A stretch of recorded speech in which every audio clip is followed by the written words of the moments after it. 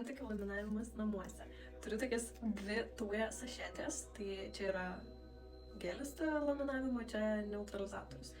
Tai šiandien pabandysim užlaminuoti antakius namuose, kažkada man šiaip visai gerai išeidavo, nes esu baigusi antakių laminavimo ir veido depiliacijos kursus, bet čia buvo labai seniai, tai nežinau, ir Tuja tai yra vienintelis gamintojas, su kuriuo aš moku dirbti, būtent laminuoti antakius, dažyti tai šiandien nedažysim, bet moku, tiesiog neturiu, su kuo neturiu jau dažų nieko, bet antakius paskutinį kartą dariausi prieš porą mėnesių, tai jau tikrai praėjo gan nemažai laiko.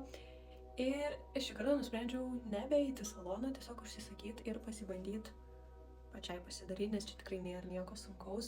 Gelį aš uždėjau, tai dabar reikės užklijuoti maistinę plėvelę. Irgi kažkur turėjau specialiai ten antakiams, kuri buvo skirta, labai patogi, faina, bet neradau, tai žodžiu, klijuojam, kas yra, ką turim, taip sakant, kad visas sutilptų ir reikės taip pabūt. Kiek 10 minučių, man atrodo, jeigu neklystu. Sėdėsim 10. Reikės uždėti tada antrą tą stepą, tai neutralizatorių, ir jau tada matysim tą galutinį variantą. Jau praėjo 10 minučių, gal šiek tiek daugiau. Tai yra laikas nuvalyti mūsų pirmą gelį.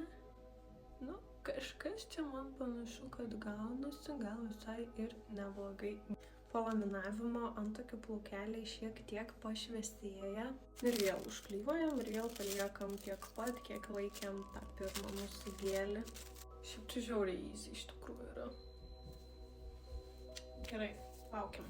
Viskas, pats laikas viską nuvalyti ir pasižiūrėti, kas pas mus gavosi.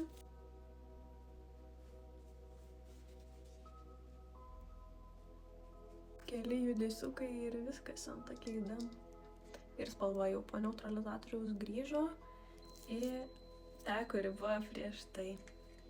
Tai galima dar aišku padažyti, pasidaryti korekciją, bet šiaip žiauriai easy.